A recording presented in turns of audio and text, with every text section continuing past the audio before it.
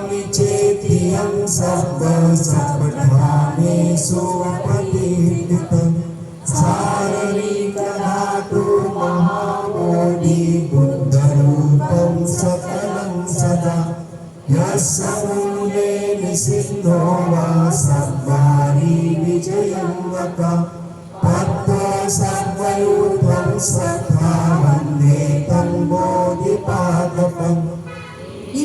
एते महाबोधि लोकनाथेन पूजिता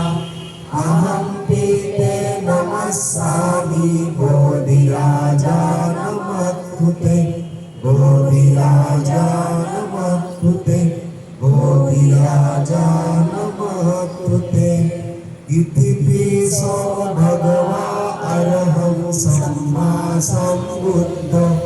नित्याचरण संपन्नो सुगतो लोकविदो अनुत्तरो पुरेशधम्म सारथी सत्ता देव मनुष्यान् बुद्धो